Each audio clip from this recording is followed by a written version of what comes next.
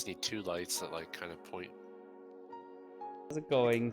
It's a Spanishdude here, and thank you all for joining us today. Hello, hello, hello, hello. Boop. There we go. Let me just open this for you guys right here. Make it full screen. There you go. What's up, guys? How's it going? Oh, Hero's the one disappeared now. What's up, guys? I know, right? How's it going tonight, my friends? I hope everybody's doing well, doing good. I know I am. Hello, Corey. Hello, Chadley. Hello, Sideline. And Hero's in the corner. He seems to be having difficulties on his end. We'll wait for him. Mama Remy is trying to join us, but she's stuck in traffic, and she'll be with us if she can make it today. So we'll see. Heero, there you are. Hello, Heero. Yo. So thank you all for moving over to Twitch. Something happened with YouTube. I was getting 94 kilobytes apparently, and it just refused to work. So we switched it over to Twitch. It's not a permanent move as of yet. This is the second time we had this issue. I'm just hoping it's just YouTube having difficulties now, but I don't know. I don't know. All right, guys, there's a lot to talk about. We have so much to talk about in the sense of rumors and things that are happening. For the first time, we're going to be talking about a big company that makes video cards for PCs and so on. And they've been saying a lot of things. Sony has come out to say certain things too that are concerning, but at the same time, I guess we all knew it was going to come, maybe. And then Nintendo has been doing some funny things as well, and they also did their direct, so we're gonna go ahead and talk about lots of things going on today. But first things first, let's go ahead and ask the important question. How is everybody doing? And tell me what's going on with your channel. What's new? What's happening? What have you been up to? So we're gonna start with Heero. What's up, Heero? How you doing, buddy? Thank you again for joining us. Oh. Can't hear him. Can't hear you, man. Can't hear you. Are you muted? I don't know if he's muted or not. He can even hear us. He knows to talk. He does know to talk. Well, while he's fixing, let's go to Sideline. What's up, man? Yo, I'm doing good. Hey, he's frozen on my screen too. You guys aren't, but he is. What the heck? We're just not having a good night tonight for TacoCast. I'm telling you guys. There you are. You're unfrozen. Hey, Michu. How are you, hun? Am I back? Can you guys hear me now? Yeah, we can hear you. So what's new with you, my friend? Thank you for joining us. And tell us what's new with you. What's going on your channel? What have you been up to? I know that you are brand new to streaming. Fresh out of the box. Yeah, man. First of all, thanks for having me on the podcast. It's awesome to be here. I'm doing good. The channel is interesting. Like it's been really overwhelming, the response that I've gotten since I started streaming on Twitch about a month ago. Like hit affiliate within the first week or so, and got a really awesome community forming that I think Chadley, you and Ringo are part of the community, so it's been awesome having you guys. And just, I guess, joining the streamer club. Nice. Corey, what about you, my friend? How are you? What's going on with you? Pretty fantastic. Life's finally getting to a little bit better place, so I've been able to stream and stuff again, and not as often as I'd like, but I'm getting there again. But yeah, as far as my channel, so I got this new addiction. Some of y'all heard me talking about is Phantasy Star Online 2. Am I very quiet? I'm trying to be loud, Stephie. I have you turned up. How about, is this better now? But yeah, so I've been playing a lot of Phantasy Star Online on my own time, but also I streamed it a little bit and everything, and it's gonna be something I'm gonna probably play a little bit more of on stream because it's an awesome game, and Rigo, we should talk about you playing it too. Oh, another MMO. We'll just get all the crew together to play the free one. The Stephie and Ryan and all those guys. Stephie, so this is my podcast now. This is my ASMR. RFG, I'm sorry, I'm just stealing it. I'm just kidding. But yeah, good. Everything's good. Yeah, for sure. Chadley, what about you, my friend? What have you been up to? What's going on with you? Oh, not much. I mean, just playing. Well, right now on YouTube, I'm playing. I started playing Super Paper Mario, which is super fun. I never play, and I understand Super Paper Mario is not the traditional Paper Mario game. I understand that it's more platformer RPG than it is like the traditional RPG that the other Paper Mario games are. But I'm having a lot of fun with it, and I mean, you guys know I do all kinds of weird voices and such, so I'm loving it. Like just being able to read all the dialogue and everything with all the different voices that I come up with. So, and I'm gonna be starting Donkey Kong 64 soon too. I haven't played that game in forever, so I'm excited to get into that game. Nice. Give me one second. I'm just opening it. We're trying to help Heero at the same time. Yeah, the channel has my channel has been steady. I've been really busy this week. Most of you know, some of you are just gonna find out. We're moving now. We found a place, and we're gonna be moving over to Welland, which is a different city completely from where I am, and that's happening next week. So I've been super busy getting paperwork ready and getting all the stuff ready, calling places. So I haven't been able to stream as fluently as I normally do, but hopefully this time in 2 weeks we'll be settled and I'll be able to start streaming again, and we'll be going back to our regular time. Hopefully, we'll see. Other than that, we've been really chill. Me and my brother, most of you know him, Retro, for the first time, have been streaming Dark Souls. We've been doing no armor run, and it's been friggin' amazing. So that's been going good. And yeah, just been experimenting with different games. Unfortunately, all I ever have is my Switch here, and I was honestly getting tired of just playing on the Switch. So I'm constantly moving and looking for other games to play with. So there we go. Hey, what's up, Heero? All right. Hey. Okay, good. There, now you're working. So Heero, Whew, go ahead. that was a stressful one. I know, right? To repeat the question, how are you, my friend? And tell us, what have you been up to on your channels these months? So go ahead, I've man. been doing well. I've actually split up my streams between Twitch and YouTube. So I stream on Saturdays and Sundays on Twitch, and Mondays and Tuesdays on YouTube. Nice. So yeah, it's been doing good. Twitch is actually growing pretty fast. I never thought it would grow that fast, but it's doing well. Hey, So that's close good, to being man. an affiliate though. Oh, there we go, affiliate hype. All right, well, my friends, now that everybody kind of has gotten a chance to know each other, let's jump into it. Let's talk the talk, and we are gonna talk about today. So a lot of things have been happening, and one of the biggest things that we've been dealing with and talking a lot about is Stadia and all that cloud gaming. So apparently Stadia has become something that seems to be dying. People are saying that it is dying now, and Google kind of abandoned it. That's the theory, that's the rumor. I haven't really kept up with them, but the whole thing is that Nvidia has launched their cloud gaming called Nvidia Now, and everything seems to was going good, and people were loving it. We were talking about $5 a month, and then you got your games, and people were super stoked up until devs heard that they were making money and they weren't being paid, and now devs turned around and started pulling their games off of their category, what do you call it, not categories, out of their lineup, and people are not too thrilled about that they're losing their games. And now people are saying that cloud gaming in general is just a dead concept and they should just stop with it. And some people are saying that we're not ready as a community type thing for cloud gaming, that it's just too advanced and it's too greedy to be able to go ahead and do it perfectly. So what are your thoughts on this, and what do you guys think? Yes, Stephie, catalog. What do you think? And do you think that it's true that maybe we're just not ready for cloud gaming with all this greediness and all that? So let's start with Corey. So I'll start by saying that even though I've been a firm supporter of Stadia since it was announced, if y'all remember, I also went back. I have also been saying from the beginning that we are not ready for this move to all cloud gaming. Basically, yeah. Our infrastructure is not ready. We have data caps on home internet and stuff.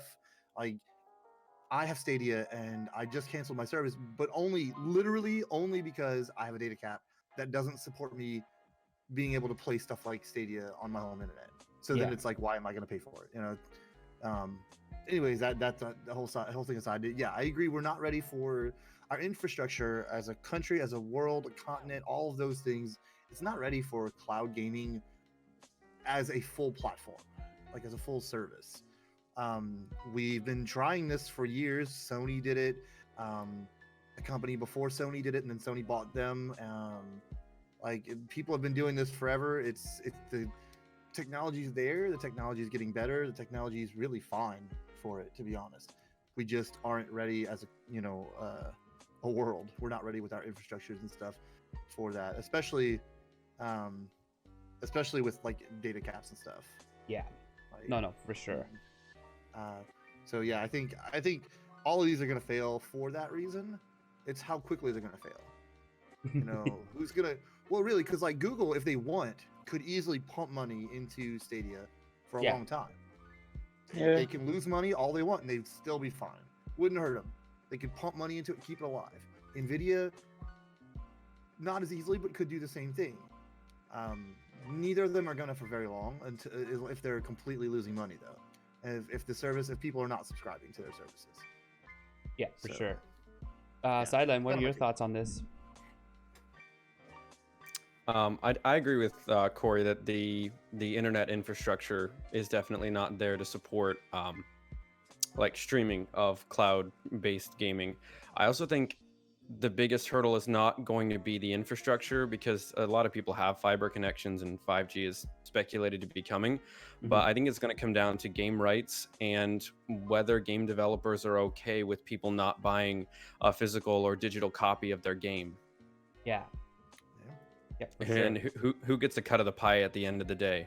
Well, that's where, I mean, honestly, just to go with that, that's where like the companies had to have made an agreement and through like just tossed a huge amount of money. You know, like Google has to tell, you know, these companies, hey, we're gonna give you $10 million, you know, or whatever, to compensate. Like that's how we're gonna put you on the service, because you're going to lose X amount of customers because they're not going to buy directly. They're not going to buy a physical or digital copy. So we're backing that up. But again, that's not going to, like, people aren't going to want to do that. Yeah, exactly. What are your thoughts, Heero? Well, all right. Yeah, I do agree with Corey and Sideline. I mean, on paper, it sounds good, but I mean, are we really, really ready for that at this moment? Because a lot of us really enjoy the physical copies. Some of us are actually like getting used to the digital digital copies of the games as well. Also, you got to look at it as far as like the devs; they're not getting paid for anything, and it's like, where's this money going? We have to look at that, because I mean, game development, it takes a lot of work. I mean, we already saw what happened with Telltale, you know, as what they went through as far as like not getting paid for anything like that. And it was like, oh man, so I look at it from that end, and the infrastructure, as Corey actually like brought up as well. I'm like, yeah, we're in a 4K gaming, but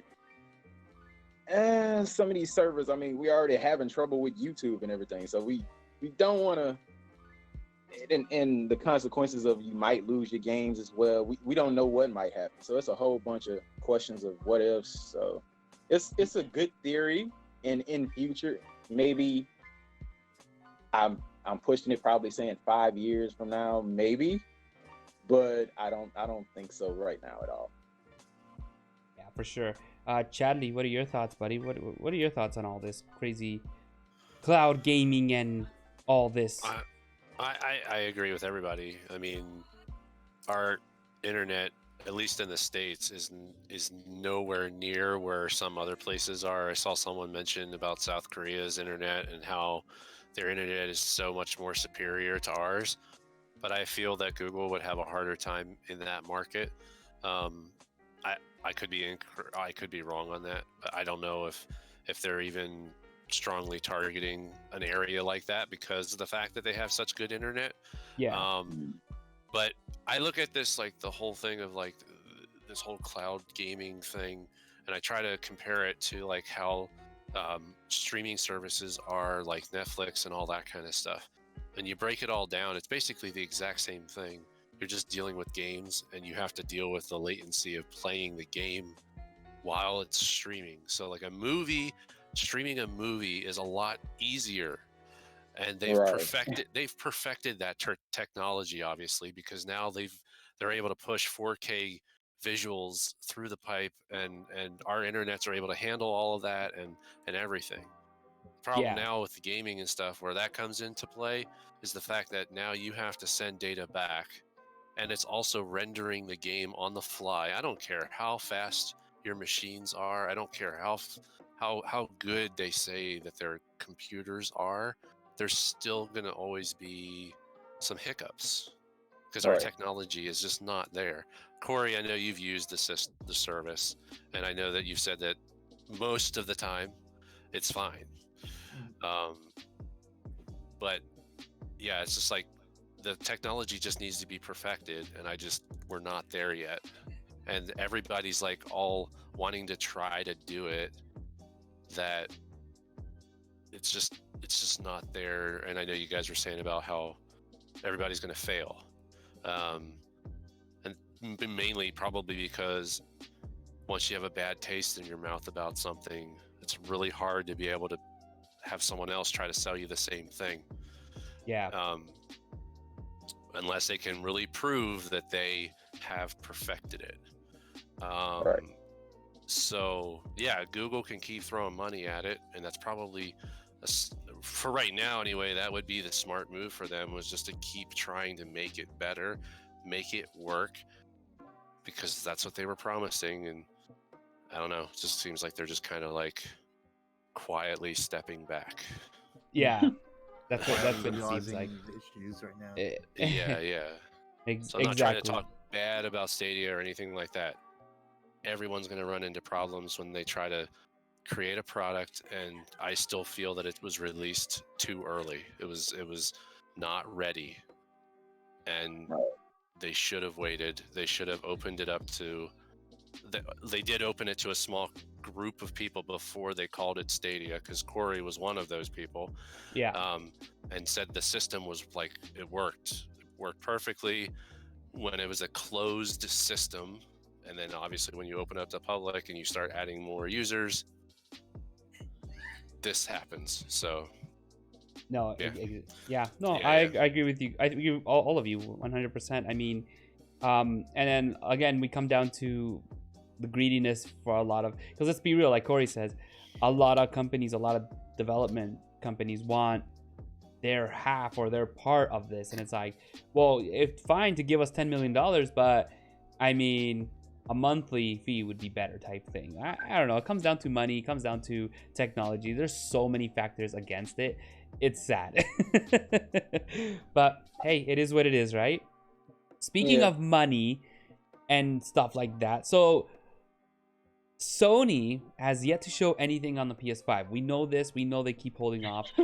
They recently announced that they pulled out of PAX East, and I know a lot of people were pissed off because like that was where they were gonna get to see something, and they pulled out from PAX East. They pulled out from E3, and as of right now, their pricing, it seems like they haven't even announced and can't even think of anything, because according to what's been told, they spent close to $450 US on production on just a console.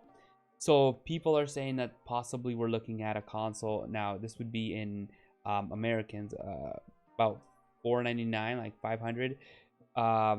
People are hoping $745 for purchase of the console. But Sony said they're gonna wait until Xbox releases their price so they know where to go with their figure. So apparently that's what they want to do. Now, one of the things I was thinking was they did mention that they're willing to take a loss. So what do you guys think? Do you think they're willing to take that loss and sell it at $399 like some people wanted it? Or do you think, no, they need to make some money back and we're going to be seeing prices at like $470, which is a weird price to put it at, but $470, $499. So let's start with with Corey on this one. What do you think, buddy? So the first thing I have to start off is I want to remind people about what happened when the PS3 launched. When the PS3 launched, it launched at what, $600? I think is what it was for the PS3, and then you're talking about a game and any extra controllers. People were walking out of the stores paying, $700, $800 for a PS3, and then the accessories they needed. Then they quickly reduced the price. They quickly dropped the price. They had to.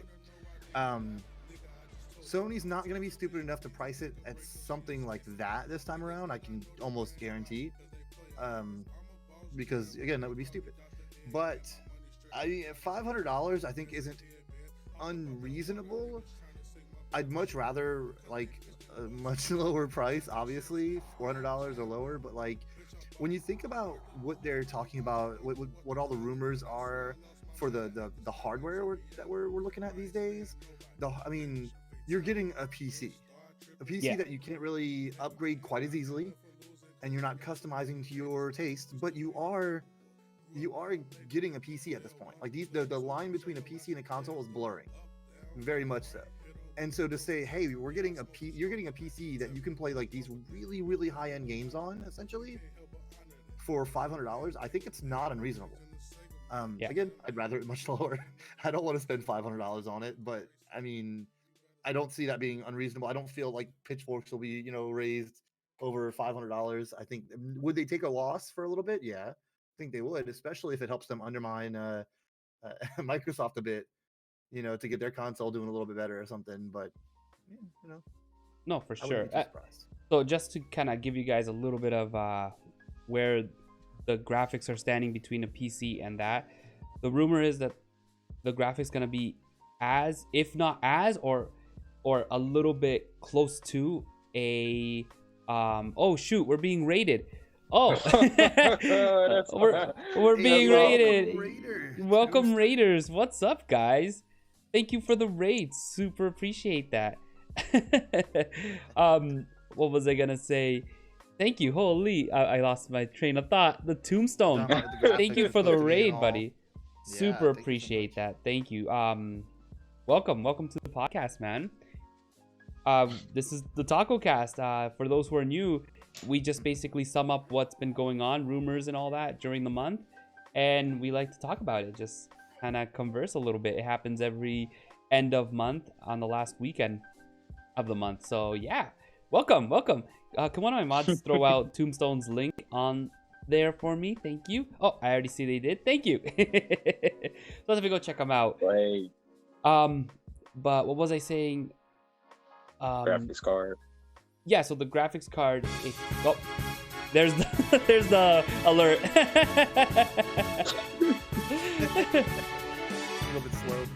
A little bit slow. So the graphics card could be equal to a RTX 1080, which is like the top of the line card that you can buy from Nvidia. Right. We're going a little bit lower than that. I'm gonna assume a little tad lower because, again, I mean, it's AMD. AMD always has that little bit of a little struggle to keep up with Nvidia. But yeah, so that's where we are with that. So that's how come price is gonna be a little bit more expensive than we would be used to. 270, yeah, I think like 270 super for sure. So let's go ahead and continue with our good friend Sideline. What are your thoughts on all this pricing, man? Well, to be upfront, I don't play PlayStation. I mean, like, I had a PlayStation 1 like way back in the day, but I don't know anything with PlayStation. But since I saw it was in the questions list, I did a little research, and from what I was seeing, there was a rumor that like if you get a PS5, you're gonna get 120 frames per second in like 8K possible. Like that's what's possible with the hardware. Yeah. But that this one person who played it said that it looks like they're capping it at 90 FPS and 4K for launch. Okay. Like thinking about what's under the hood, like from what I was seeing, it's going to be a custom AMD CPU that's based on the Ryzen line. So like 8-core, 7 nanometers, I think is Zen 2 architecture. the controllers are going to have haptic feedback, from what I was seeing. From my point of view, if I'm looking at all of that, and I look at like the price of an iPhone, Yeah. and I say, well, people are willing to go out and, I mean, not even an iPhone, just like an iPad. I mean, not even talking about a communication device. And then I look at the price of a console. I understand people want the price to be in like the $500 range, but if you're willing to spend $800 to $1,000 on an iPad, is it that far of a stretch if Sony puts the price a little higher, like in the $600 to $700 range? Yeah, I hear exactly what you're saying. No, for sure. And I've always used that too. I always thought, well, we pay thousands of again, we're on a contract though. There's a difference. Like some people will put the money and go on the contract to avoid paying upfront, right? But you don't do that with an iPad. I mean, at least I don't know if they do that now with iPads. I don't think they do. You can like from Apple directly. Oh, okay. But yeah, so but you make a point, Sideline. It's like you're gonna spend thousands of dollars on an iPad. Why can't you spend a little bit of money, hundreds of dollars, on a console, right? Which you're gonna be using because all the time. Like a gaming PC. You'd put a couple thousand into a gaming PC, which technically this is a really high-end gaming device. Exactly. What are your thoughts, Heero? When I heard about it, I thought of back when the PlayStation 3 and Xbox 360 first came out. That was the first thing I thought. I'm like, please don't do this again. We don't want to do this again. Because I'm not gonna lie, when the PlayStation 2 came out, I was there. I was like, okay, I'm gonna give me a PlayStation 3. Saw the price and was like, never mind. So in this day and age, in this climate, and the economy as the way it is, I don't think that would be smart of them to price it up that high, because they will take a loss. I think they'll chalk it up and be like, well, we'll see what Xbox is going to do at first, then we're going to see if they're going to be too high or too low, so we might drop it. I think they might do what they did with the PlayStation 4. I think they might keep it at that price, or just because, I mean, they can afford it. It's a small bump, but they'll recoup. Yeah. No, for sure. And I can tell you from my experience, my brother can tell you, we went and we bought day one, I think it was like a week later, day one type thing, PlayStation 3. I had the old fat 60 gig, backwards compatible with everything. We bought one extra control, and the controls at the time didn't have vibrations. Remember that? So one extra control, we bought one game, and we had to buy an HDMI cord, and all that came up to close to about $1,200. $1,200, man. Canada. The Canadian. Those dollars are not real dollars. Oh, get out of here with that. but just as a note, though, remember that is Canadian dollars, so it is roughly. I mean, that's probably more like $900, in US dollars. But still, that's not to downplay it. I'm just saying that's not 1,200. Sorry. Hey, no, it's expensive. It's expensive. Let's be real. It's very expensive still. What about you, Mr. Chadley? What are your thoughts on this? Yeah, they're in a tough spot for sure, because like Corey said, the lines are blurring between, like, consoles want to be as good as PCs. Yeah. And they want to try to bring it to the market at affordable prices. They've been wanting to do this every single console. They've always been one step behind because they're always using older technology, which is better than what their previous system was. But now it's almost like the console companies are just kind of getting greedy, and they're like, why can't we use that expensive stuff? Like these the video card companies, the processor companies are making probably hand over fist in money for PCs when people are making gaming PCs. A lot of people are doing that even more now because they're like, yeah, I enjoyed my PlayStation 4 and it has great graphics, but I see the PC has great graphics too. And there are more and more people that are willing to pay that much money for a gaming PC, knowing that it's going to last a really long time. And the fact that they know that they can just swap out the video card and it just basically makes the game, or makes the PC almost like brand new again. And make their games run even better at the fraction of the cost, I guess. I wouldn't say fraction of the cost because the video card will cost you the same as the PlayStation 5, but I mean, yeah. But I mean, I don't know. I mean, the Wii, I hate to bring the Wii up in this, but Nintendo took a loss on the Wii, right? Yeah. Even though that was a cheap system, like they were using antiquated hardware, they were using GameCube hardware that was modified. They took a loss on it at a risk. I could see Sony maybe doing the same thing. They could take it down to $399, which is still, I mean, it's comparable because, right, the PlayStation 4 was $399, I think. Yeah. So if they keep it the same price, they wait it out for a year, and then they know that the hardware that's inside the PlayStation 5 in a year is going to be cheaper. So then they slowly will gain money back because it's going to cost them less money to make the systems later on. Exactly. I don't know. I mean, they'll still, most of their, I mean, they're going to have a huge sale, I mean, on this when it first comes out. So they are going to take a hit no matter what they, I mean, it's either going to be small profit or no profit at the beginning. One thought also is that, like, the amount it costs them to make these machines, these consoles, they're not paying $500-$600 for a graphics card. They're paying a much smaller price for that because they're ordering these things by the thousands.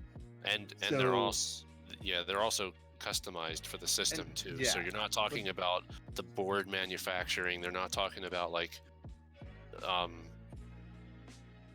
divvying it out to like a whole bunch of different distributors too. Like you're not talking about having Gigabyte coming in here and saying, yo, we can give you a Gigabyte card in your PlayStation 5.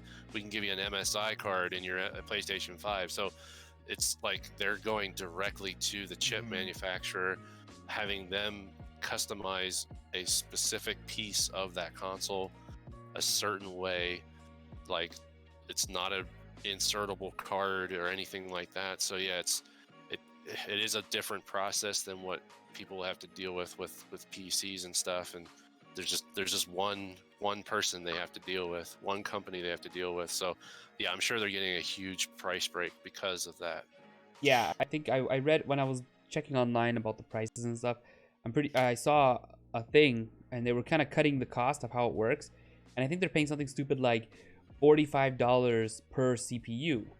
So I mean, we pay what just for a CPU $300-$400, and then the video card $600. So it's a very big difference. And and again, that's why they go with AMD, because AMD does both their graphics and their CPU together, whereas Nvidia has just recently started making their own CPUs to compete for that, but that's a different story. And then Intel's not even in the game. So and Intel's they make their own GPUs, but they're not in the market to make high-end GPUs. Even though they keep saying that every time the next generation comes out, they try to make it sound like our GPUs are now better and all this kind of stuff, and that they can handle the gaming and all that. But they're not. They're nowhere near what Nvidia and AMD are at right now. So exactly. So speaking of Nvidia, so Nvidia being the biggest, probably one of the biggest graphic designers out there for graphics card. They are the man. They're the ones that everybody goes to. As soon as you buy a video card, what are you picking up? Nvidia. Everybody wants them. They're very expensive. They've come up with some awesome technologies and power, but you pay for what you get for. And they came out, though the CEO came out and said that their GPUs have been top ranked for a very long time, and the RTX model wasn't supposed to go in laptops. Leave it to them. They figured out how to do it. So he turned around and said that with their GPUs going into laptops now, into gaming laptops, they're considering themselves as a console, and that nothing can compete with their console. Do you guys feel that they're in the right calling laptops consoles? Do you agree with this? Do you think that they shouldn't even be in the loop of consoles because of the fact that they're completely different? So remember, a laptop, I'm quoting Rich of Review Tech here. I get a lot of my information from him, and he said it, a laptop you are gonna buy for certain reasons: internet, video processing, gaming. I mean, I bought my gaming laptop because I knew I was gonna game, but at the same time, I stream on it too, so it's a variety of things. But people buy a console for strictly gaming. So do you feel that Nvidia is completely wrong about it? That laptops are in their own category? They are PCs, period, no questions asked? Or do you feel that they are becoming consoles? So let's start with Corey. So, to call a laptop a console, like to straight up say a laptop is a console, you have to also say that a PC is a console.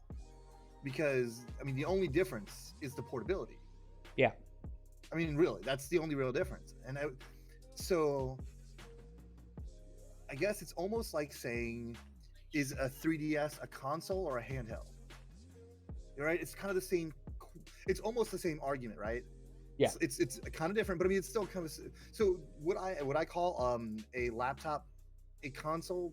No, but can it be a gaming PC or something? Can it be a gaming device? Of course. I mean, like I said, you'd have to call PCs a console too to really justify that. Yeah. So I think that's silly. I mean, of course they have all the right to say that they have the best in the laptops probably. They probably have the best equipment to can anything combat them? No. Of course not. Yeah. Nothing can compete with their graphics cards. You get a high-end CPU, throw that in there with some fast RAM and everything, and then throw a really good video card into it, and you do have the equivalent of what would be a console, but you have the same thing for a PC. So I don't know. No, I disagree. I don't think you could just say it's a console unless it's all consoles now. Yeah. What about you, Sideline? What are your thoughts on this? I don't know. I always feel like a console was a device specifically dedicated to a singular purpose. Like you get if you get a Nintendo Switch, you're not buying it to run and build Word documents or surf the web. You're buying a Nintendo Switch to play games. I feel like a laptop has the ability to play games, but that was not the purpose it was built for. Like you use laptops for more than just gaming. So it is like you can game with a laptop, but to call a laptop a console, I don't know, would be a stretch for me. Oh, yeah, I'm gonna say I agree with Stephie because as soon as you started, I was about to say that. I was thinking to myself because with what you're saying, Sideline, that line is totally blurred now because Xboxes were designed as media centers now. PlayStations are media centers now. So are they consoles anymore? Yeah.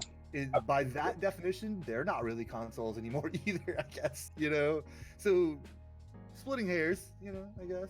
But yeah. What are your thoughts, Heero, on all this? I mean, that's lovely. Okay. The stream just cut off. Inappropriate. Seriously? No, I'm kidding. I'm about to say, I'm like, no. But okay, with the whole thing of calling it a console, I mean, like my PlayStation, I can go on the internet with it. I can put different apps on it, but why would I want to go on the internet on my PlayStation? I use it for gaming, and of course I stream from it. But yeah, that's kind of a stretch to do so. You can't really do that because I mean, even then, Corey said as far as the Xbox, yeah, it's pretty much a media center now as far as that. Because I mean, the NFL app actually took over that, and then you can play fantasy football on it. You can do a whole bunch of stuff on it, but you initially bought it for gaming. Yeah. So I mean, to call it that. No, you can't really do that. But I mean, I get the point.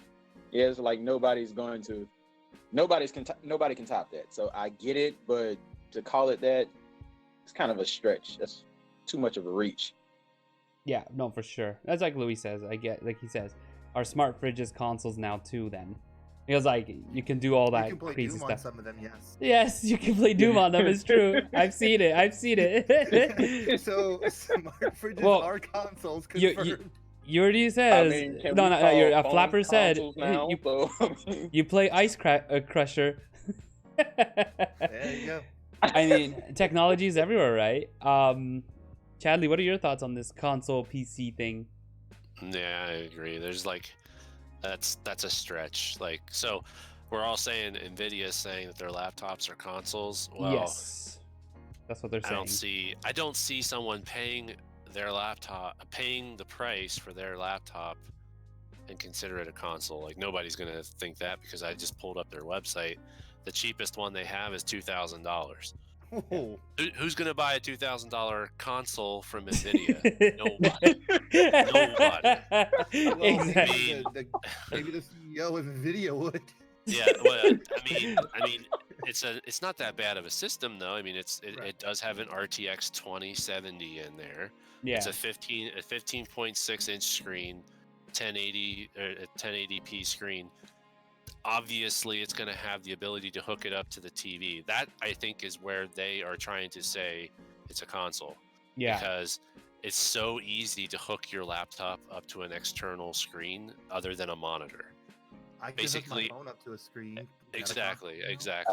Yeah. But that's what I mean. It's so easy now because TVs are just huge monitors at this point. That's all they are anymore. It's like using the exact same technology as a computer monitor, if not better technology than a computer monitor in some cases. And yeah, it's so much easier for you to hook any type of device to your TV, and then all of a sudden your TV is able to do gaming off of your laptop and all that kind of stuff. So, but yeah, $2,000 for a console or $500 for a console. I think Sony's going to win that argument. Yeah, for sure. And a laptop is not a console. A computer is not a console, or they would have been called consoles all along. A computer will always be a computer. There's always things you can do on a computer that you can't do on a console. And if you try to do it on a console, it's very awkward unless you use keyboard and mouse. Like, that's just how it always has been. And yeah, I don't know. It's a very far stretch to say $2,000 is for a console. So Yeah, no, for sure. Well, it's like Yugi says, pay $2,000 for gaming laptop for sole purpose of playing old MS-DOS games. yes. Flapper's the best one right now. Minesweeper would look good on a $2,000 laptop. So yeah, it's true. It's true. I personally don't look at my laptop as a console. It's my PC. It's what I use for editing, and yes, I do play games on there, but it's not solely for gaming. I use it for all multiple purposes. So right. Nvidia, I think, has to, should have thought that one through. So, really hard. Yeah, speaking of PCs and all this craziness, lots of us have been waiting for Final Fantasy VII to come out, and it looks amazing. We got, a month left, maybe 2 months left. But an image leaked out showing the back of the game case, and it's all in Japanese, but right at the bottom where storage is at, it says 100 gigabytes needed for install, and people are hitting the roof about it because, let's be real, I know with my PS4 I have a terabyte. I have 100 gigs left of space, and for a game that only needs 69 gigs, it already tells me cannot install, make more room. So we're looking at 100 gigs now. People are freaking out about it, and I feel that, unfortunately, we are in this day and time in this need of more space. So again, what do you guys think? With all the data and graphics and stories that's going on in new games, do you feel this makes sense, or do you think people have the right to be angry, or do you think that this is just craziness? Don't worry about it. Us people who have been playing on PCs for a long time, again, we've been installing games for a very long time, for a very, very long time.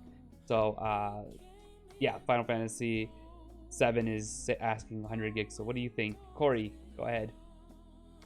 First of all, can we just get a little bit of hype in the chat for Final Fantasy VII Remake? Yeah. So stoked. Okay, but anyway, Yeah.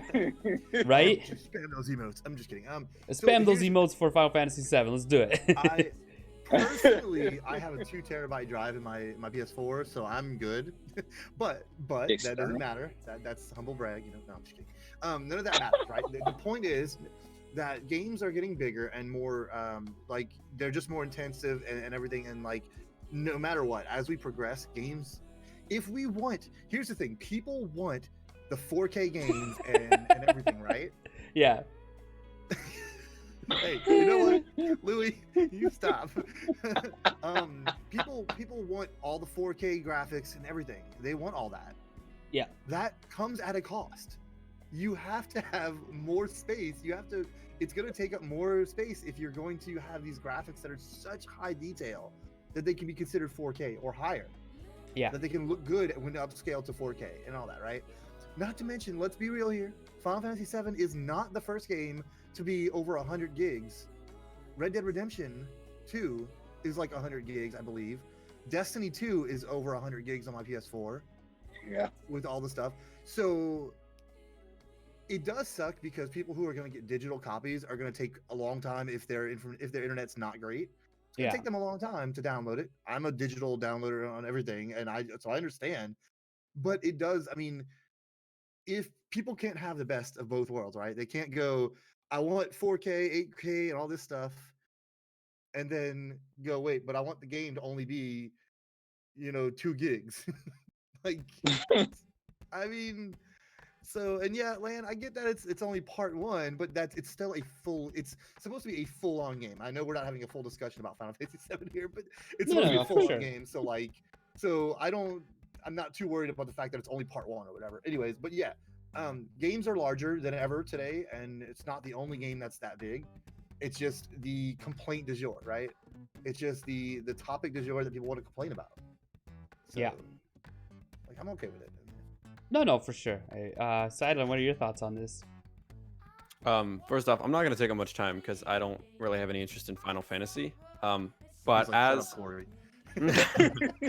but as far as the amount of space that games take up go, I think you're absolutely right, Corey. If you're asking for a really, really high quality game from a company, and I don't think consumers have a ton of room to complain about the file size. If you want to play the game, make room on your PC, or Xbox or PlayStation, whatever it's coming out on. And if you don't like it, then don't play the game. Oh, for sure. Heero, what about you, my friend? What are your thoughts on this? Well, as a Final Fantasy fan, I mean, come on, what did you expect? Like, seriously, everybody's been technically waiting for this. This game is 23 years old, and everybody's been waiting for it since the last reunion, which was 2007. So, I mean, they delayed the game. It was supposed to come out earlier. They delayed the game because they wanted it to be the best version of itself. So I didn't expect it to be like less than 100 gigs. Yeah. I mean, I think God of War was 100 gigs, if not, I forgot. But even then, I mean, what if you think this is bad? Wait till Cyberpunk comes out. Wait till Cyberpunk, because I'm pretty sure everyone has seen that demo. Yeah, if you think that's gonna be less than 100 gigs, yeah, you lost your mind. I'm sorry, but I'm fine with it. Me personally, I'm excited about it. So, and this is where we're getting into a big issue with the PS5. Just changing it for a minute, because there was a leak where they were showing that the PS5 would have only a 500 gig hard drive SSD, which I think is nonsense. If that was real, that was just the leak, right? Rumor. We take it with a grain of salt. But imagine you take your PS4 game, right? You pop it in, it installs into the PS5. You only have 500 gigs. There's 100 gigs gone already. Now you're stuck with, and remember, when you get the console, about 30 to 40 gigs is already taken up right away for your OS. So now you're stuck with like 320 gigs left for 2 more games. So yeah, I mean, but I agree with you. Charlie, what are your thoughts on this 100 gig craziness? Whoa, watch out. I agree. I mean, I agree with what everybody is saying, but I mean, like, it's inevitable. I mentioned in the chat a little bit before, like, this is nothing new to people that have been gaming on the PC. Mm-hmm. There are a lot of top tier games that are about the same space that's required as the console, if not more, because they do take the time to make better textures and whatever else they make that are improvements to the game so that it looks better on the PC. That's the whole point of it being on PC, that it looks better, sounds better, feels better. So obviously that takes up more space. I tried pulling up a list of like some of the PC games that take up the most space on your hard drive, and like Ark takes up 70, Grand Theft Auto takes 70, Middle Earth takes 95, and that's also installing like the high res texture pack, because that's the other thing is like there's with PC games anyway, like sometimes they and I think even some console games do this too. Some console games even do this too, where like you can download the base game and then there's like a high res texture pack that is in addition to the actual game. And Borderlands 2 on PS4 just recently got that 4K upgrade pack or whatever, and it was an additional download. It's not baked into the game. It's an update. So and that's another thing. Is like, okay, you get games that start out at a certain size, but then you don't realize that they come out with DLCs. They come out with additional expansions that are free. Like that adds to your disk space over time, and people kind of just forget that. I mean, like Call of Duty's even like the last couple Call of Duty games have probably been over 100 gigs, and that's even on the console too. So like people flipping out about it, I think, are just because they're so excited about Final Fantasy VII, but they also might be the type of people that don't play those other games that are so large, and just not realizing that this is not a new thing. Yeah, no, exactly. I mean, I remember back in, when did it come out? I'm gonna check quickly.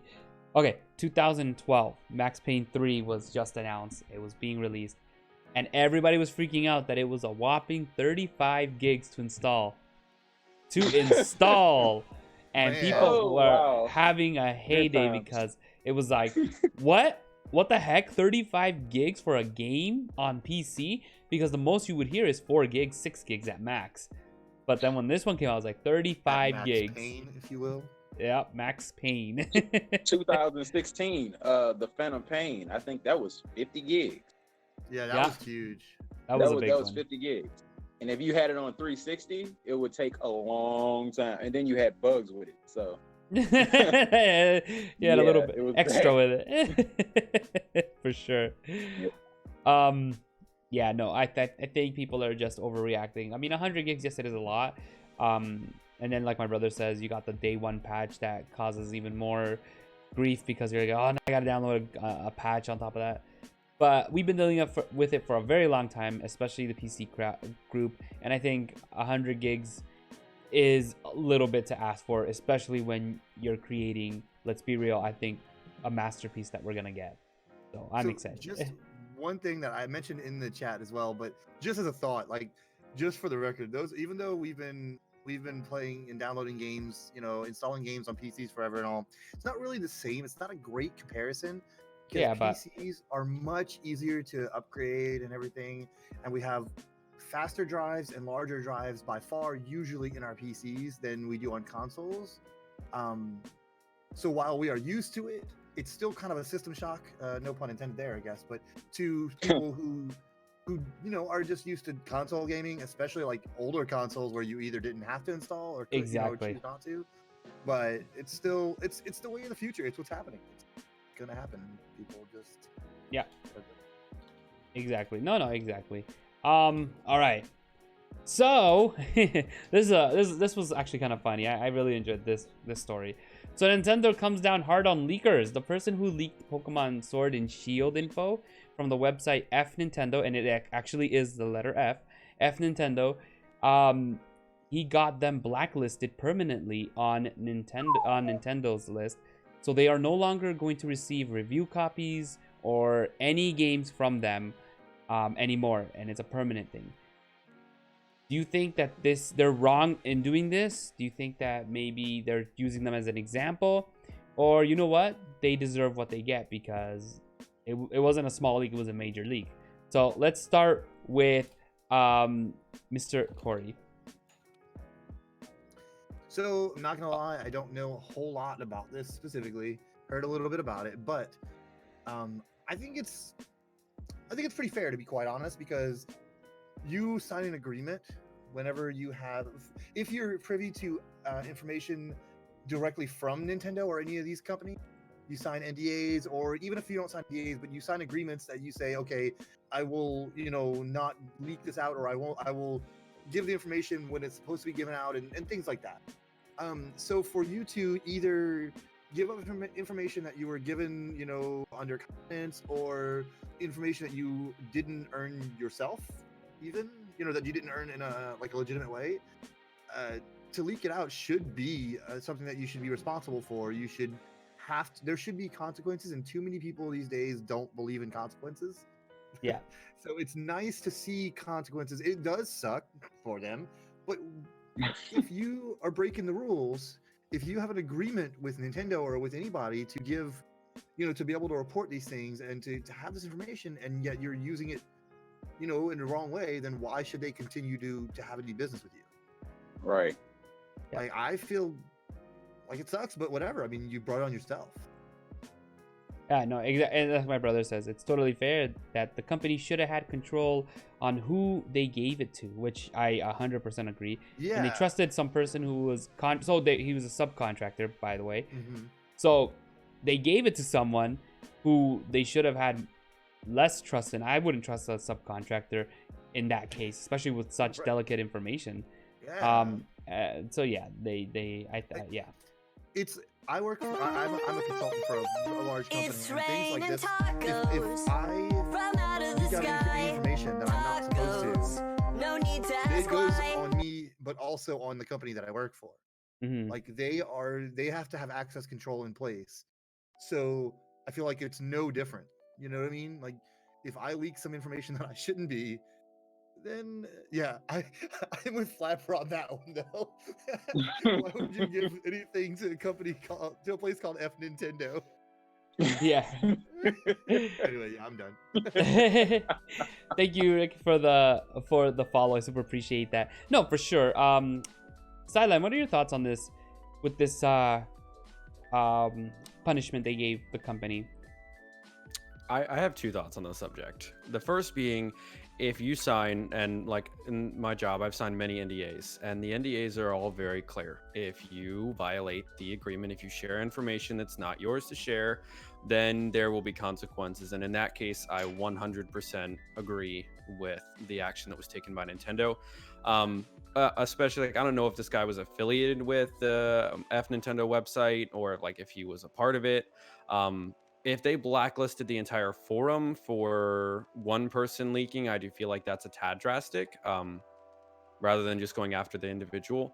The other side of it, though, is if there wasn't an NDA involved, and like, let's say he came across the information, and he hadn't directly signed an NDA, and it was just information he had acquired, then if there's no legal stipulation for him not to share the information, then I don't see a problem with it per se. Yeah. I see what you're saying. Yeah, for sure. Hey, Falcon, how are you, buddy? Heero, what are your thoughts on this? I said this to somebody the other day, that I feel like the music industry and the gaming industry are pretty much like parallel.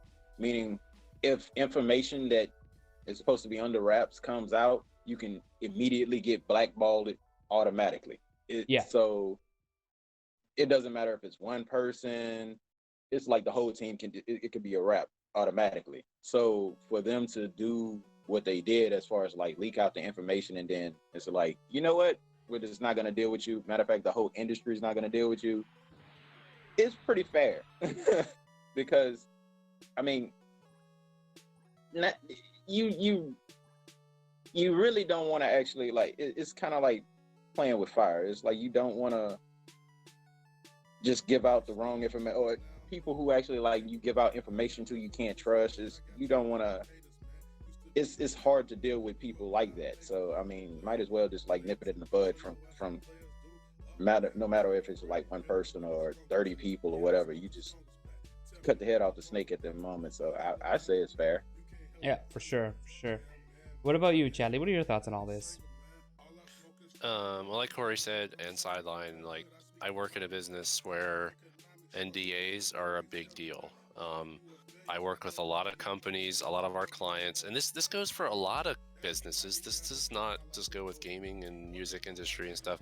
Like Heero said, like anything that you deal with where you're dealing with producing content or doing anything with a company that is your client, 9 times out of 10, that client is not going to want that information to come out until they are ready for that information to come out. So, I mean, I deal with a lot of people, a lot of clients with where I work, where I'm not really able to divulge who I'm working for, what kind of projects I'm working on. Obviously, you guys all know I'm a web developer, so you know I'm working on websites. And a lot of times I will share my work with my fellow friends on the internet and all that kind of stuff after the fact, after the project is done. But I'm very selective on who I trust letting know what I've worked on, because I know that if it gets back to the client that like someone from my company is saying like we're doing the work and all that and we're not supposed to be doing that, like I'll get fired on the spot. Like my job will probably lose that client because I made that mistake. Now, in this situation, um, it was, yeah, subcontractor. So that's even worse.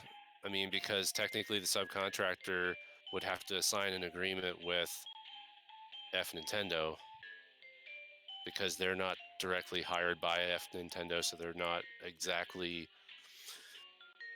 under that same NDA that the company signed. Yeah. So you have no idea what arrangement they had. So the subcontractor could have just decided, I mean, if you work in the industry and you don't know what an NDA is, like, then you shouldn't be working in the industry at this point. Like it's a no-brainer. You're working on a game that hasn't been released yet. You're reviewing on a game that hasn't been released yet. What in your right mind would think that it's okay to share information about that game before it's even out? Like, that's just silly. It's not something you do. And obviously this person made a bad judgment call, or they just did it on purpose, because you never know. Maybe somebody pissed them off. Yeah. I mean, who knows? He just pissed them off. So he's like, I don't work for you, so fine. I'm just gonna leak that information out. What are you gonna do? Just not work with me anymore? Yeah. Like, we don't know. We don't know if Nintendo went after this guy. Probably not. They probably just let him go. They're like, Yeah. sorry, we can't work with you anymore, because it's more cost effective for them to just let him go than like sue him. No, You know? exactly. I mean, so I feel that Nintendo was, I mean, they made the right call. They made the right decision. Nintendo trusted somebody they shouldn't have. They made a mistake, and it happens all the time between clients and like it's all business. Like, it's just stuff that happens. I mean, you make a mistake and you gotta pay up. You gotta deal with the consequences. There's no way around it. Yeah, for sure. No, for sure. Well, I mean, Nintendo's not out of it yet. So Nintendo comes out and they said that basically they are different from other hardware companies, so other, let's say, console companies and whatnot, and that their consumers are different as well. So in saying that, basically any business activities that other companies do shouldn't influence Nintendo's business. So do you guys feel that they have the right to be saying that, or do you think that they're wrong, that they should be kind of, you know, in the loop of what other businesses are doing so they can keep up with those businesses, or they can know how to approach certain things with those businesses? Or do you feel that, you know, they're right, they're a different type of company and we're a different type of consumer? So let's start with Corey. What are your thoughts on this? So there's a couple of different things in there that, so they're right on some of it and wrong on some of it. they're different. They're different from other hardware companies for sure. They have different perspectives. They are a very much Japanese-based company, like in their culture and everything. Of course, they're different. Um, their audience isn't that much different anymore than it used to be from the other consoles, right? They are moving towards a family-oriented console and more, adult-oriented audience. So they are in the same realm. In my opinion, they are competition with PlayStation and Xbox. Not exactly on the same level, but they're in that competition. So should the business practices of the other companies, I'm assuming we're talking about Sony, Microsoft when you say the other companies, Yeah, the others, whatever. That's Should what I'm they assuming too. influence their business? Absolutely. Should they influence it directly, and every move that Xbox makes, should it directly influence Nintendo? Yeah, to a point, yes, it should, just as it should with the other consoles. Because while it may not be a one-to-one direct competition, they are absolutely competition, and they are in the same exact rodeo here. They are game console developing company and actual game software development company. They just have slightly different audiences, which aren't even that different anymore. So yeah, I think they're, like I said, they're kind of right and wrong on both things. For sure. Sideline, what are your thoughts on this? I think there's two separate things in what you mentioned. I didn't see Nintendo's original statement, but from where I'm sitting, there's best practices and industry standards. And like, if the industry standard for 2020 is everybody has a 4K console and Nintendo's sitting at 720 1080p consoles, then yeah, I think people are gonna say something, because since Nintendo's put themselves out there as a gaming company, if the gaming industry standard is 4K and Nintendo doesn't have that, I think that they should listen to their fan base. In terms of best practices, I think that Nintendo's right. They are a different company, and that they should set their own standards. Like, if everybody's coming out with a new first-person shooter game, like all the gaming companies coming out with a first-person shooter, that doesn't mean Nintendo has to do that as well. Yeah. And the type of content that they put out is totally their domain.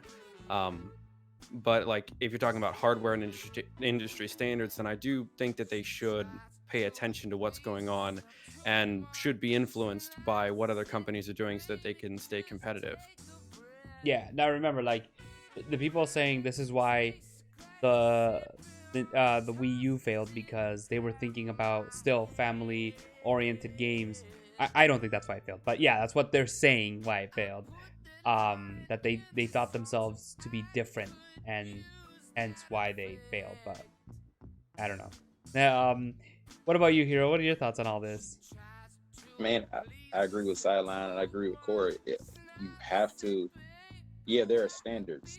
And granted, I understand Nintendo, they said they didn't want to compete with other, with Xbox or with PlayStation, but you're technically competing. So you have to keep up with the times. You definitely have to keep up with your fan base, which is technically the entire community, the gaming community altogether. I mean, we may play different, one may be on PC, one may be on Xbox or PlayStation, but we all play games. So you're definitely going to have to pay attention to what we all have to say.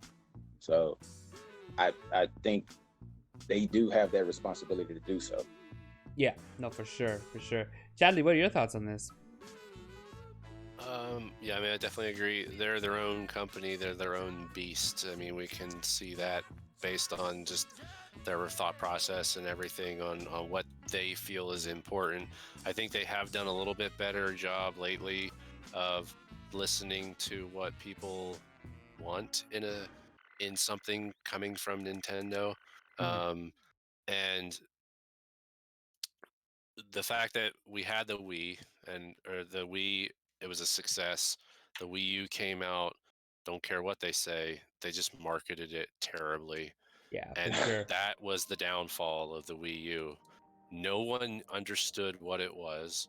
Yep. Everyone thought that it was just this gamepad add-on to the Wii, and they were confused at why it cost so much. And not realizing that it's basically you're getting a upgraded version of the Wii with an additional peripheral, all that kind of stuff. We all know that whole story, but and then obviously it without it though, we wouldn't have had the Switch. And Thank you, Corey. The Switch is sort of like, you know, the best of both worlds, you know, right now, and Nintendo's obviously trying to figure out how they can milk it as long as they can before they have to really start thinking about what's our next thing going to be. Like, are we going to listen to fans? Are we going to try to go to 4K? Because I really don't think we're going to have a Switch Pro. I think Nintendo would have insinuated that by now. They already even said there isn't one this year for sure. Yeah. They've already came out and said that. Yeah, what Corey said. But I mean, any company, like Nintendo wants to have their own vision of where they want to lead their company. But it's like a balancing act, you know.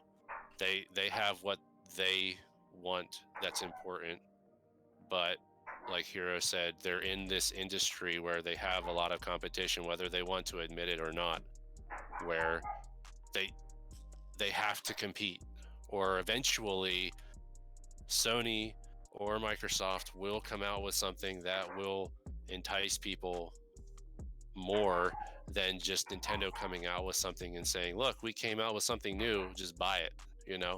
Yeah. The Switch it's a great product, and that's why everybody's buying it, because it's that home console with the portability of a 3DS. That's basically what it is.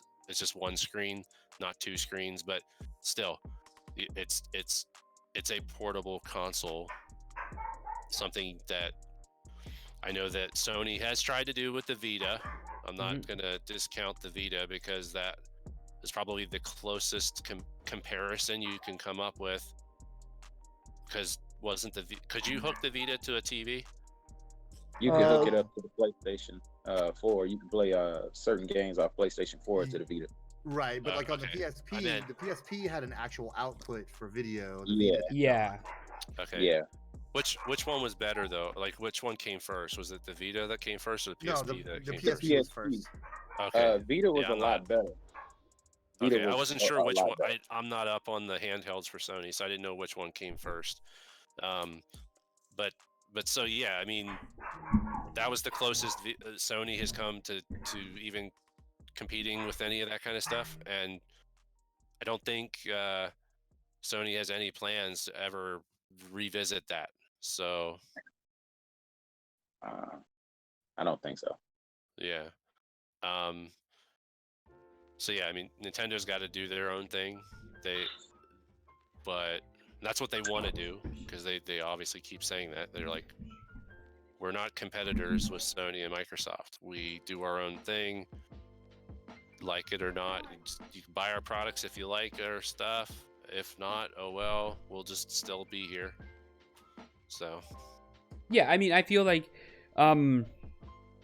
let's be real, they have to listen to their customers a little bit. I mean, we already see that a lot of people do want, for example, the Pro to come out. They want the better graphics, they want the smoother gameplay.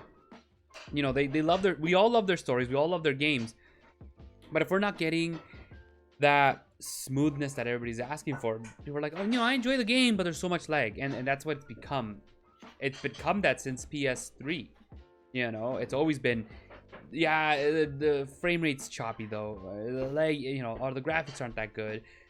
That's what we've become, and unfortunately I think that they need to listen to us. Yes, they are a different monster when it comes to consoles, and I've never said, you know, Sony versus PlayStation versus Xbox. I've always just done PlayStation versus Xbox, because Nintendo was always in their own area. But when it comes to listening to us, I think that we aren't different. I think that they have it wrong there, that we're all basically the same. We're looking for games that are fun, beautiful, and that we can enjoy without any issues. But that's just me. Speaking of games with Nintendo, so Nintendo does an Animal Crossing Direct. I don't know if you guys got a chance to see it. I got a chance to quickly take a look at it, and I'm not gonna lie, it looks very interesting. I've never played an Animal Crossing game. I didn't even know they existed until a couple years ago when my brother's friend was like, "You guys ever played Animal Crossing? That was fun for the GameCube." So, and I knew that they existed after that, but never picked one up in my whole life. And after seeing this Direct, I kind of want to buy one. But how do you guys feel about Animal Crossing? Is it a game that intrigues to you? Are you picking it up, or you're not excited? So let's go ahead and start with Corey. Animal Crossing is a fun and very relaxing game. I'm super excited for it. I just actually preloaded it on my Switch today. Only a month ahead of time, right? Like, whatever. To be honest, the Direct like didn't do much for me other than just like, oh hey, more gameplay to see, so that was exciting.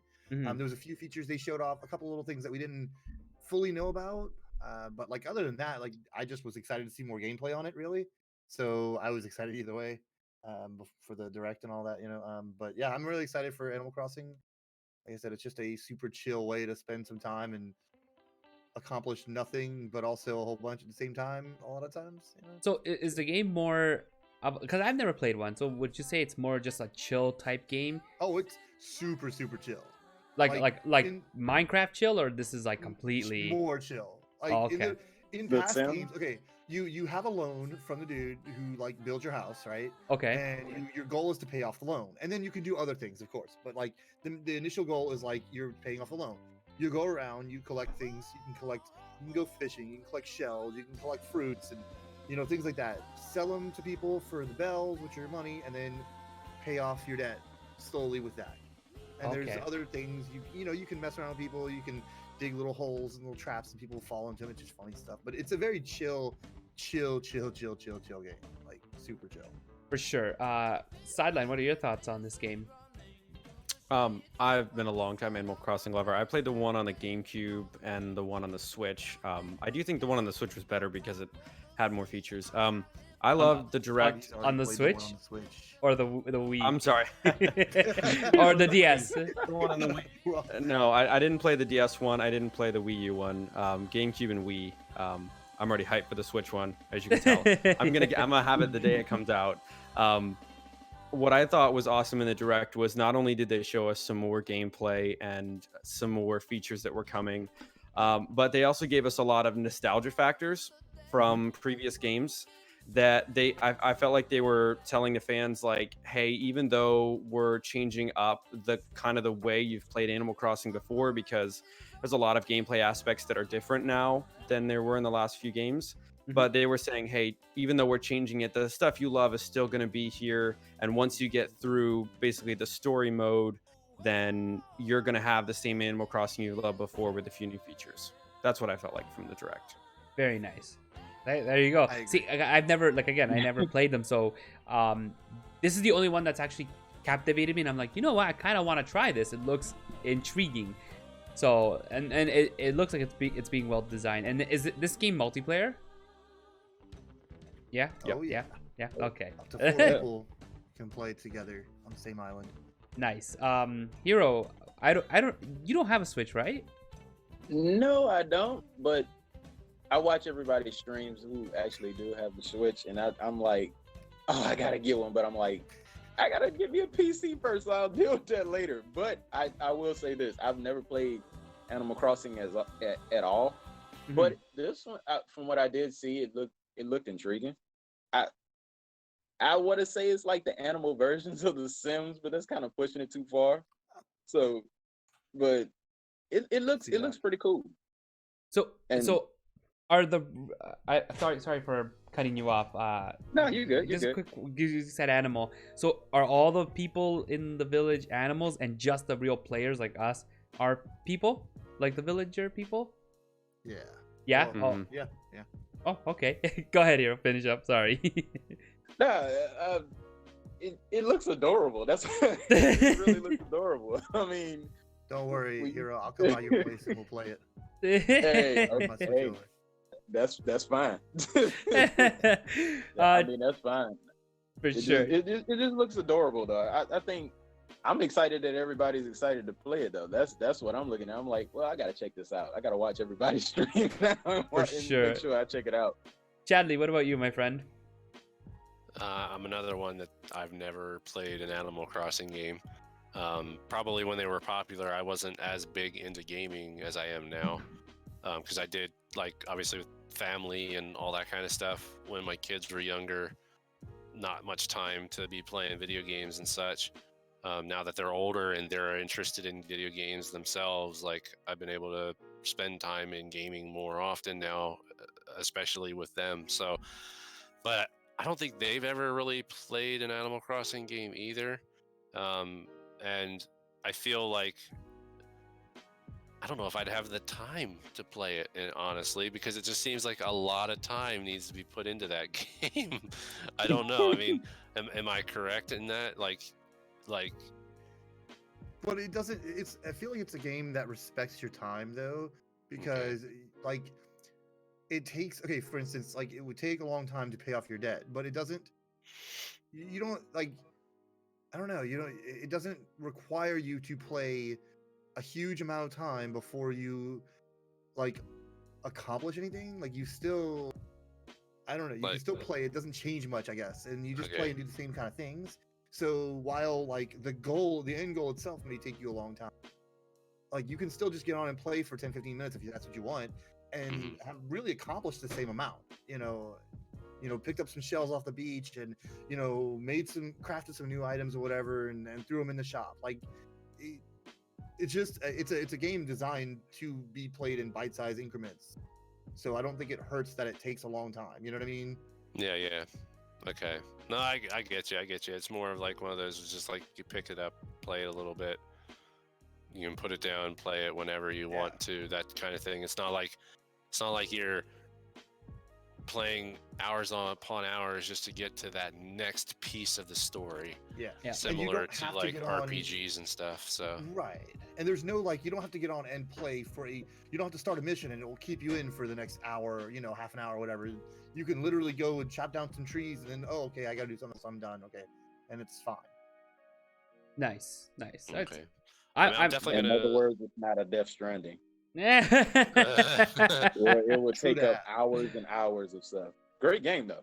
Yeah, I'll definitely be probably checking it out. I don't know if I'll get it for myself. I don't know if it is a type of game that I'm that interested in, but I'll definitely be watching some other people play it that are excited about it, because it'll help me because you guys already have the knowledge of playing the other ones. I'll be able to probably enjoy it even more because you guys will already know what to do, be excited for some of the new things that have been added and all that kind of stuff. So For sure.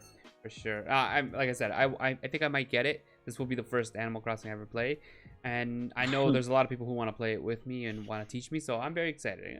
I might be one of those, let's have a chill stream, put a little music on, and mute the game and just go. I think that's what we're gonna be looking at with that. All right, guys. Well, it is 10. I gotta go to work tonight, but thank you guys for joining me today. I super appreciate it. Corey, thank you for taking the time. Chadley, Sideline, thank you for joining me for the first time on TacoCast, and Heero, thank you as well for taking the time to join us. Guys, it has been incredible. I hope you guys enjoyed the news. Oh, thank you for the follow. Super appreciate it. Chase Fullerton. We're gonna go on a raid. We have time for a raid, so let's go on a raid. Let me see. And I found someone. Now, he's super chill, but he does have a mouth on him, so just be warned. But he's a good friend of mine. We're gonna raid Oshikurosu. He's playing Super Mario Maker. I figured we'd go ahead, give him a hashtag TacoTeam raid. Again, thank you all. I'm sorry for the hiccups over on YouTube. I don't know what's gonna happen, guys. I don't want to switch over fully the TacoCast just yet because of the fact that that's where we started it, and I wanted to keep that channel as the news channel. But we're gonna try again next month, and hopefully we don't have that hiccup again. If we do, I'll talk to the guys and Mama Remy and see if maybe we do that. I don't know. We'll see. Depends. All right, guys, let's go ahead. Hashtag Taco Team Raid. Let's give everyone. Oshikurosu an awesome thank you again, guys. All of you for joining us this stream. Super appreciate it. You guys are awesome. So let's go ahead and do it. Let's hear his reaction. He stands for, but okay. Oshiko Psychic. Chaos, I'll grab your code here now. Yo, mukbang with that ice? Nice. I fucking love chewing ice. Sorry if it's super loud.